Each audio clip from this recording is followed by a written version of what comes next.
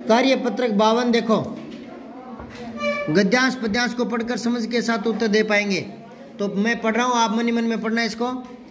शरीर के बहुत से अंग ऐसे भी हैं जो तभी काम करते हैं जब हम उनसे काम लेते हैं। इन अंगों की गति मांसपेशियों के द्वारा होती है। इन्हें हम अपनी इच्छा अनुसार सिकोड़ या फैला सकते हैं। चलना हुआ, दौड़ना हुआ, झुकना हुआ, उठना हुआ, मुड़ना हुआ, खाना हुआ, बोलना हुआ आदि अनेक क्रियाएं ऐसी मांसपेशियों द्वारा की जाती है जो हमारी इच्छा द्वारा नियंत्रित होती है। जैसे अगर मैं चाहूँ तो ऐसे मुट्ठी को बंद कर सकता हूँ, चाहूँ तो खोल सकता हूँ। अपनी इच्छा पर है ना ये क्रियाएं, नहीं समझे? अब आप चाहो तो उठ कर चल सकते हो, चाहो तो बैठ सकते हो, चाहो तो दौड़ सकते हो। तो कुछ क्रियाएं अपनी इच्छा पर निर्भर करती है। अब आप बताओ, आप चाहो तो सांस लोगे क्या, या सांस अपने आप ही चलती रहती है? हाँ, तो सांस पर हमारा कंट्रोल नहीं है, नहीं समझे? और आप चाहोगे तभी पेशाब आ सकता है क्या? नहीं आ सकता ना। आप चाहो कि 9:10 पर हो सकता है? तो कुछ क्रियाएं ऐच्छिक होती है, कुछ अनैच्छिक होती है। नहीं समझ में आई क्या बात है? दोबारा सुनो, आवाज नहीं रही। मतलब अगर आप चाहोगे कि मुझे दौड़ना है तो दौड़ लोगे ना, और आप चाहोगे कि मुझे रोना है तो 1 मिनट में रो लोगे? रो के दिखाओ, रो के दिखाओ फिर।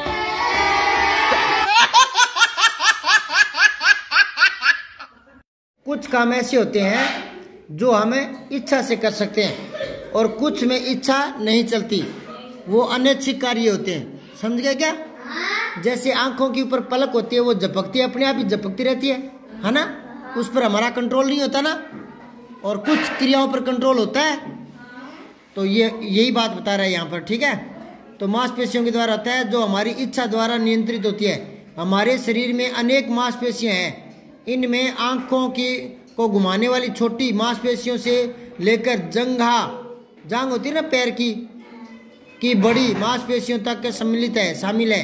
ये मांसपेशियां तभी सशक्त और शक्तिशाली और समर्थ बनती है जब तक इनसे काम लिया जाता है। अगर आप है ना दौड़ते रहोगे, भागते रहोगे तो आपके पैर मजबूत रहेंगे, और आप बैठे बैठे रहोगे, सोए रहोगे, काम नहीं करोगे तो आप में कमजोरी आएगी। नहीं समझे क्या? जो आदमी जितना काम करता है, वर्जिश करता है, उतना शरीर उसका बलिष्ठ रहता है, मजबूत रहता है। तो इसमें पहला प्रश्न देखो, अंगों की गति किसके द्वारा होती है? हाँ, दूसरा सही कर लो। हम अपनी इच्छा अनुसार किसे सिकोड़ या फैला सकते हैं? मांसपेशियों को। तीसरा सही कर लो। दिए गए प्रश्नों का उत्तर 1 या 2 पंक्ति में देना है। व्यायाम करना क्यों जरूरी है? एक तो शरीर स्वस्थ रहता है, शरीर स्वस्थ रहता है, ठीक है? शरीर मजबूत बनता है, शरीर मजबूत बनता है। और व्यायाम करने से क्या होता है? आलस्य दूर रहता है, आलस्य दूर हो जाता है। योग करने से शरीर में तंदुरुस्ती आ जाती ना, हाँ, ताजगी आ जाती है, ताजगी। क्या हमें योगासन भी करना चाहिए? हाँ, हमें योगासन करने चाहिए, योगासन करने चाहिए, शरीर के लिए अत्यावश्यक है। मांसपेशियां कब तक के समर्थ बनी रहती है? जब तक उनसे काम लेते हैं, जब तक उनसे काम लेते हैं। आपको छोटे से उदाहरण से बता रहा हूँ। आप चलते रहोगे तो आपके पैर काम करते रहेंगे। आपने पालाथी लगाकर बैठ गए आप 2-3 घंटे तक, तो कई बार पैर सो जाते हैं ना, सो जाते ना पैर। हाँ, तो क्योंकि उसे काम नहीं लिया। समझ रहे हो क्या बात को? अब चौथा देखो, वाक्यों में से विशेषण सब छांट के लिखने हैं। तो देखो, मुझे सफेद घोड़ा अच्छा लगता है। अच्छा नहीं है क्या? है अच्छा? नहीं है। अच्छा तो क्रिया की विशेषता बता रहे, लगता है। कैसा लगता है? अच्छा। तो लगना तो क्रिया है, तो अच्छा तो क्रिया विशेषण हो गया। नहीं ध्यान में आया? दोबारा बताओ, मुझे सफेद घोड़ा अच्छा लगता है। एक तो सफेद है, एक अच्छा है, तो दोनों में से विशेषण कौन सा है? सफेद। अच्छा क्या है? हाँ, वो क्रिया की विशेषता बता रहा है। और सफेद घोड़े की बता रहा है। घोड़ा संज्ञा है, तो संज्ञा की विशेषता बताते वही तो विशेषण होते हैं। दूसरा देखो, हलवाई ने 10 किलो लड्डू बनाए। 10 किलो। पिताजी कुछ खिलौने लेकर आए हैं। कुछ। मुझे लाल गुलाब पसंद है। लाल। दिवाली के मेले में बहुत भीड़ थी। बहुत। ये यहाँ लिख लेना, ठीक है। अब आओ कार्यपत्रक 53।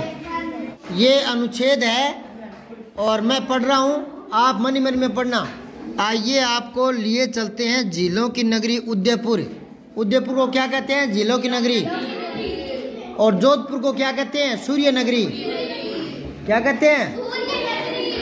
उदयपुर शहर में हमें संगमरमर के महल और पहाड़ों की एक कतार के साथ झीलें ही झीलें दिखाई देती है, इसलिए इसे झीलों की नगरी कहा जाता है।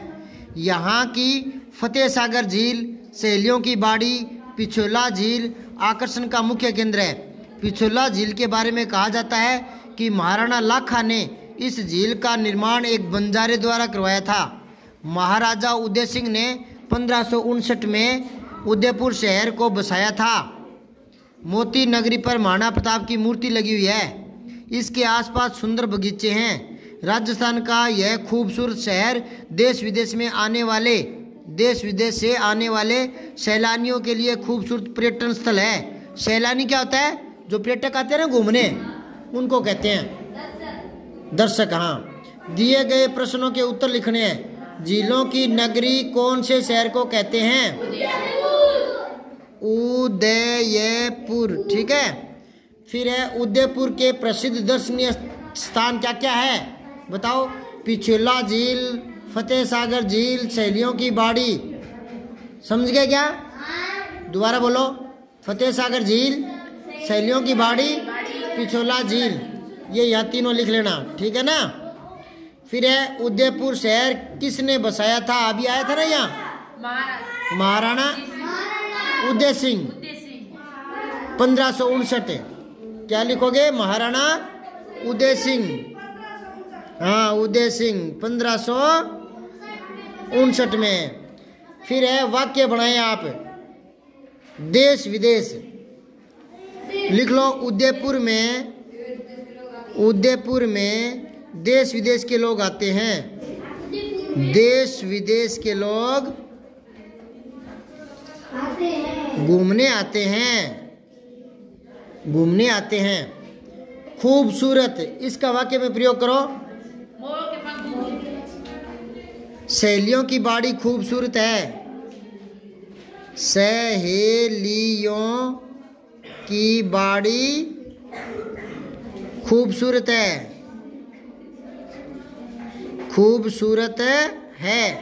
मोर के पंख खूबसूरत है, यूं भी बना सकते हो, ठीक है ना। फिर है सैलानी। उदयपुर में सैलानी आते रहते हैं।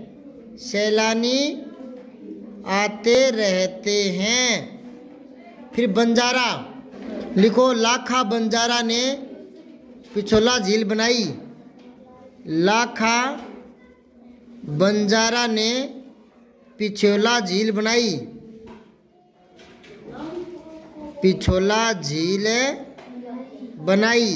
ठीक है। फिर पिछोला झील किसने बनाई? ये आगे दोबारा। लाखा बंजारे ने। ठीक है। यदि आपको उदयपुर जाने का अवसर मिले तो आप वहां जाकर क्या क्या देखना चाहोगे? हाँ, फतेह सागर झील, सहेलियों की बाड़ी, पिछोला झील, ठीक है ना। ये देखना चाहोगे, ये लिख लेना दोबारा से। झीलों और नदियों को प्रदूषण से बचाने के लिए क्या क्या करोगे? एक तो उसमें पशुओं को नहीं जाने देंगे, ठीक है ना। पशुओं का मल मूत्र उसमें इकट्ठा नहीं होने देंगे, ठीक है ना। मृत जानवरों को उसमें नहीं पड़ने देंगे। कचरा नहीं डालेंगे। समझ गए क्या? हाँ लिखो, जो बोल रहा है वो। नदियों और झीलों में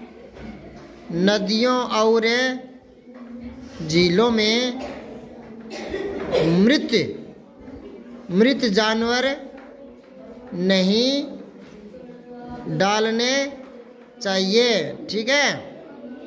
और पशु आदि को भी नहीं ले जाना चाहिए झीलों नदियों में, ठीक है ना। कचरा नहीं डालना चाहिए, कचरा भी नहीं डालना चाहिए, ठीक है। अब आओ कार्यपत्रक 54, अनौपचारिक पत्र लिखना। आप शाहपुरा जयपुर में रह रहे हैं। मित्र अमर को एक पत्र लिखिए जिसमें उसके द्वारा खेलों में किए गए अच्छे प्रदर्शन का वर्णन किया गया हो। तो लिखो, मैं बता रहा हूँ। इधर जो दाईं तरफ 2 लाइन है ना, दाईं तरफ, उनमें पता आता है। क्या आता है? और पता किसका आता है? जो लिख रहे हैं, जो लिख रहे हैं अपने लिख रहे हैं ना, तो अपना पता आएगा। यहाँ लिख दो, ऊपर ही ऊपर लिखो। क्या लिखोगे? अकदड़ा बाई तू, ब्रैकेट में लिख दो बाई तू, ठीक है। इसके नीचे तारीख भी लगा दो। हाँ, आज कितनी तारीख है? 22 फरवरी, ठीक है ना, 2024। अच्छा, फिर इधर 2 लाइन है ना, उनमें आता है संबोधन और अभिवादन। तो संबोधन तो मित्र को क्या करोगे? प्रिय मित्र, नाम लिख दो, मित्र का कोई भी नाम। वैसे तो जो नाम पेपर में दिया होता है ना, वो लिखना होता है। यहाँ दे रखा है ना अमर, तो अमर लिखो, प्रिय मित्र अमर, ठीक है। फिर है, इसको अभिवादन कैसे करोगे? क्या करोगे? मित्र को नमस्ते, नमस्ते। एक चीज और सुनो, अगर यहाँ पिताजी को लिखना हो तो पूज्य पिताजी, क्या लिखेंगे? पूज्य पिताजी। और नीचे क्या लिखेंगे? चरण स्पर्श प्रणाम। नीचे क्या लिखेंगे? स्पर्श प्रणाम। अब आओ यहाँ लिखो, लिखो प्रिय मित्र, प्रिय मित्र, तुम्हें यह जानकर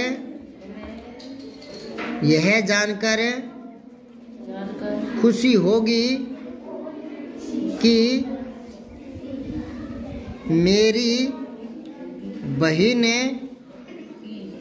मेरी बहन राधा का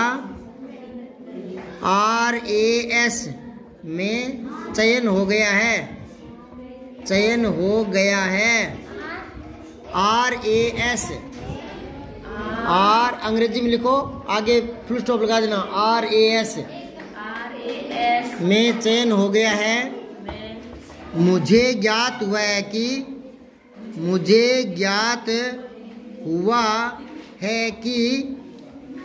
तुम्हारे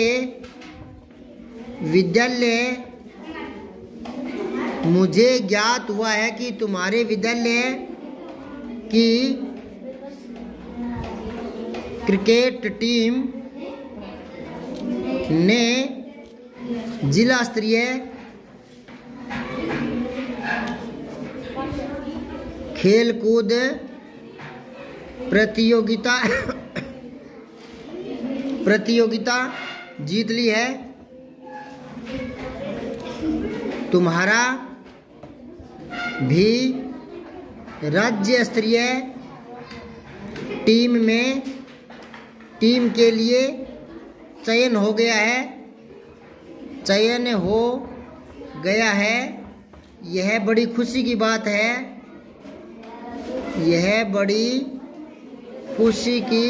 है। तुम्हें इसके लिए बधाई हो। तुम्हें बहुत बहुत बधाई हो। बधाई हो मेरी तरफ से। अपने माता पिता को चरण स्पर्श प्रणाम कहना। चरण स्पर्श प्रणाम कहना। तुम्हारा मित्र, तुम्हारा प्रिय मित्र, अपना नाम लिख दो कोई भी, राजू, ठीक है ना। ये नीचे लिखा पड़ा ना तुम्हारा मित्र है, यहाँ लिख दो, ठीक है। ये पूरा हो गया।